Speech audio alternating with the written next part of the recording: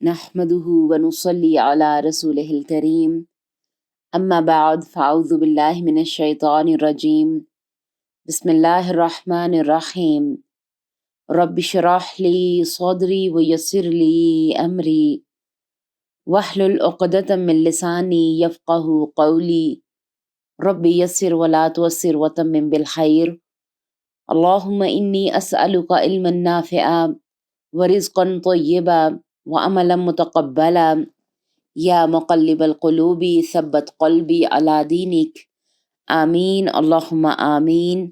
السلام علیکم ورحمۃ اللہ وبرکاتہ۔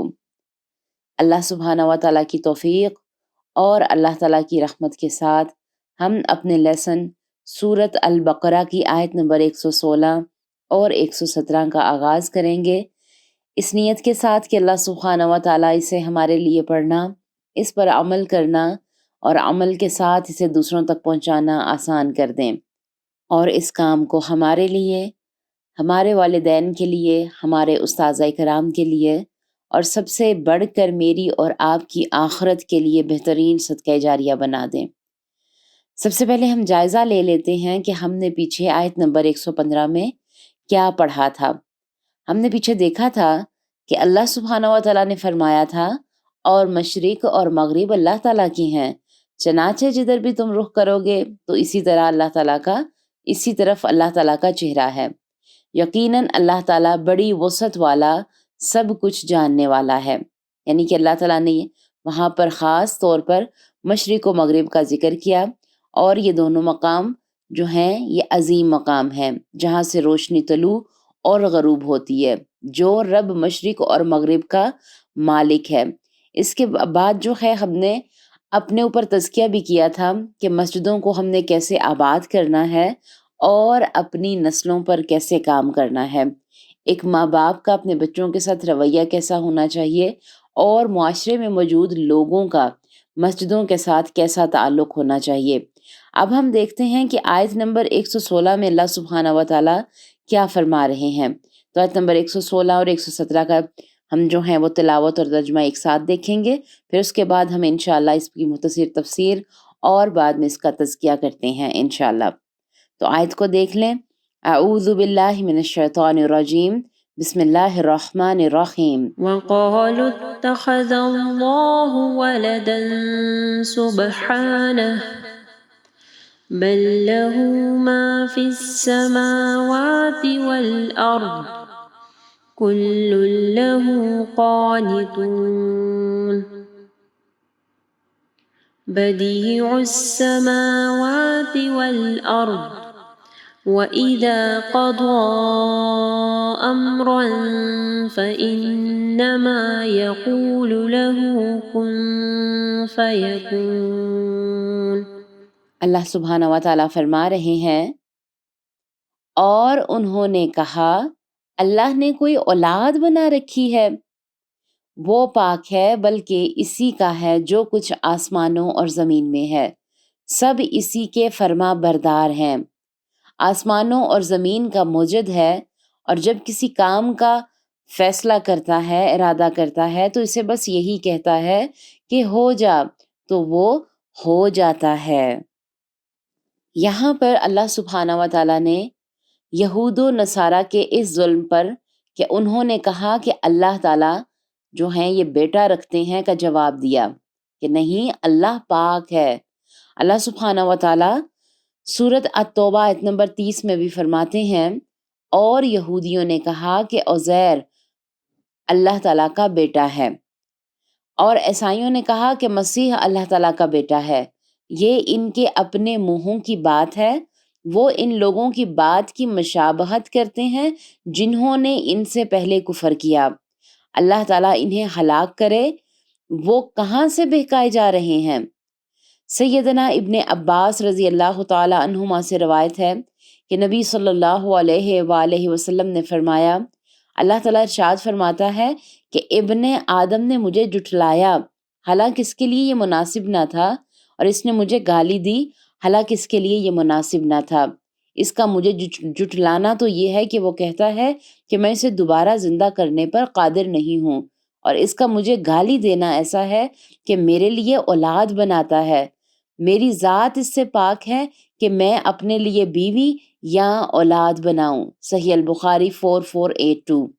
پھر اسی طرح ایک اور حدیث کا خلاصہ ملتا ہے کہ نبی صلی اللہ علیہ وآلہ وسلم نے فرمایا، تکلیف دہ بات سن کر اللہ تعالیٰ سے زیادہ صبر کرنے والا کوئی نہیں ہے۔ مشرک کہتے ہیں اللہ تعالیٰ اولاد رکھتا ہے اور پھر بھی وہ انہیں معاف کرتا ہے اور انہیں روزی دیتا ہے۔ صحیح البخاری 7378۔ اب یہاں دیکھیں کہ یہاں پر اللہ سبحانہ و تعالیٰ نے فرمایا کہ سبحانہ ہو، کہ اللہ تعالیٰ تو ہر عیب سے پاک ہے، ہر کمال اس کی ذات کے لیے ہے۔ اللہ تعالیٰ ہر قسم کی نسبت سے پاک ہے، کوئی چیز کسی پہلو سے بھی اس کی ذات یا صفات یا حقوق میں شریک نہیں ہے۔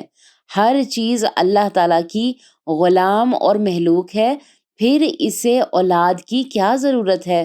یہ اللہ تعالیٰ کی کوئی اولاد ہونے کی پہلی دلیل ہے۔ آگے دیکھیں کہ آیت میں اللہ تعالیٰ فرما رہے ہیں بلکہ آسمانوں اور زمین میں جو کچھ ہے اسی کا ہے۔ کس کا؟ اللہ سبحانہ و تعالیٰ کا۔ یعنی اللہ تعالیٰ ساری مخلوق کا خالق اور مالک ہے، سب اس کی ملکیت میں اس کے غلام ہیں، ساری مخلوق اس کی محتاج اور بے نیاز ہے۔ وہ اپنی مخلوق میں تصرف کرتا ہے، اس نے اپنی مخلوق کو مسخر کر رکھا ہے۔ جب وہ بے نیاز ہے تو کوئی اس کا بیٹا کیسے ہو سکتا ہے؟ بیٹا جسم کا حصہ ہوتا ہے، جبکہ اللہ تعالیٰ تو مالک ہے اور مخلوق مملوک ہے۔ ایسا ہونے کے باوجود اس کا کوئی بیٹا کیسے ہو سکتا ہے؟ یہ غور و فکر کی یہاں پر دعوت بھی ہے۔ پھر یہاں پر دیکھیں کہ اللہ تعالیٰ پھر کیا فرماتے ہیں کہ سب اللہ تعالیٰ کے فرما بردار بن جاؤ۔ کیوں بن جاؤ؟ یعنی کہ اللہ تعالیٰ کے سامنے مخلوق ایک حیثیت میں ہے، ساری مخلوق اللہ تعالیٰ کی اطاعت گزار ہے، یعنی خالق کی تدبیر کے تحت ہے۔ یہ قنوت عام ہے، جبکہ قنوت خاص سے مراد اطاعت عبودیت ہے۔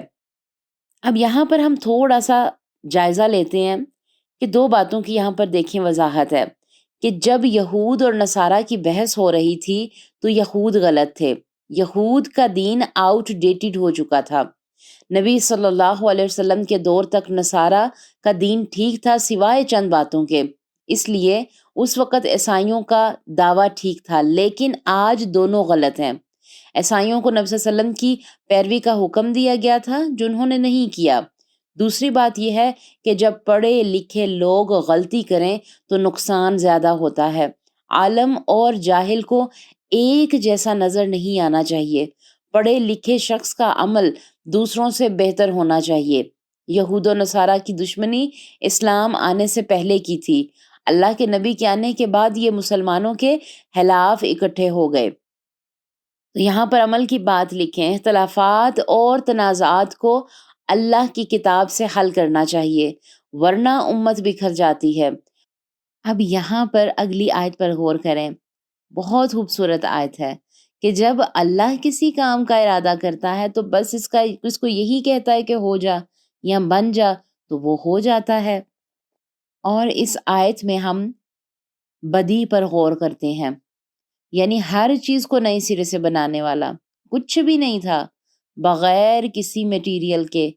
ڈکشنری میں دیکھتے ہیں کہ امام راغب رحمۃ اللہ علیہ فرماتے ہیں کہ کسی بھی چیز کی تقلید اور ابتداء کے بغیر ایجاد کرنا بدی ہے۔ عربی زبان میں نئے کھودے ہوئے کنویں کو کہا جاتا ہے۔ 3 چیزوں کو اللہ سبحانہ و تعالیٰ نے اپنے ہاتھ سے بنایا ہے، آدم کو، جنت عدن اور تورات کو۔ دکھ ہوتا ہے نا کہ اللہ نے اپنے ہاتھ سے تورات لکھی اور یہود نے اس کا کیا حال کیا۔ اس کے علاوہ حدیث کا خلاصہ ہے کہ اللہ کے نبی صلی اللہ علیہ وسلم کی حدیث سے ہمیں یہ بات پتہ چلتی ہے کہ اللہ نے سب سے پہلے قلم بنایا اور پھر اس کا حکم دیا کہ لکھو، اور وہ لکھتا چلا گیا۔ اب سوال پیدا ہوتا ہے کہ اللہ تعالیٰ نے یہ سب کچھ کیسے بنایا؟ پہلی بات تو یہ کہ غیب کا معاملہ ہے یہ، اور ہم غیب پر ایمان لاتے ہیں۔ بدیع السماوات والارض، یعنی کہ اللہ تعالیٰ نے آسمانوں اور زمین کو بغیر کسی گزشتہ نمونے کے بہترین اور مضبوط ترین بنایا ہے۔ اللہ تعالیٰ نے زمین و آسمان کے رب ہونے سے، جب کہ وہ پہلی بار نہیں تھے، اپنے بدیع ہونے کا شعور دلایا ہے۔ موجودگی ثابت کرتی ہے کہ وہ ہیں، اور پہلے ایسا کچھ نہیں تھا، جس سے یہ ثابت ہوتا ہے کہ نئے سرے سے پیدا ہوئے ہیں۔ اللہ تعالیٰ نے آسمان و زمین کو بغیر کسی سابق مثال کے پیدا کیا ہے، جس طرح اس نے حضرت عیسیٰ علیہ السلام کو بغیر باپ کے کلمہ کن سے پیدا کیا۔ لفظ بدعت اسی سے ماخوذ ہے۔ ہر وہ بات جو اسلام میں نئی پیدا کی جائے اور جس کی تائید قرآن و سنت سے نہ ملے، اسے بدعت کہا جاتا ہے۔ جیسا کہ حدیث کا خلاصہ ہے، سیدنا جابر رضی اللہ تعالیٰ عنہما کہتے ہیں کہ رسول اللہ صلی اللہ علیہ وآلہ وسلم نے فرمایا، حمد و ثنا کے بعد یاد رکھو، بہترین بات اللہ تعالیٰ کی کتاب ہے، اور بہترین ہدایت محمد رسول اللہ صلی اللہ علیہ وآلہ وسلم کی ہدایت ہے، اور بدترین کام دین میں نئی بات ایجاد کرنا ہے، اور ہر بدعت گمراہی ہے۔ صحیح مسلم 2005۔ اور اسلام میں ہر نئی بات بدعت ہوتی ہے۔ اور اللہ تعالیٰ یہاں پر فرما رہے ہیں، اور جب کسی کام کا یہ فیصلہ کرتا ہے تو یقیناً اس کو کہتا ہے ہو جا، تو وہ ہو جاتا ہے۔ اس کی وضاحت دیکھیں کہ کائنات کی ہر چیز اس کی اطاعت گزار ہے، کسی کو اس کے سامنے انکار کی جرأت نہیں، کوئی نافرمانی نہیں کر سکتا۔ اللہ تعالیٰ جب کسی کام کا فیصلہ کرتا ہے کہ ہو جا، تو وہ ہو جاتا ہے، پھر اسے اولاد بنانے کی کیا ضرورت ہے؟ یہاں پر دیکھیں کہ عقل والوں کے لیے بہت بڑی نشانی ہے۔ اللہ تعالیٰ سورہ یاسین آیت نمبر 82 میں فرماتے ہیں، یقیناً اس کا حکم یہ ہوتا ہے کہ جب وہ کسی چیز کا ارادہ کرتا ہے تو وہ اسے کہہ دیتا ہے ہو جا، تو وہ ہو جاتی ہے۔ تو یہاں پر دیکھیں کہ کتنی غور و فکر والی باتیں ہیں، کتنے صاف اور واضح آیات ہیں۔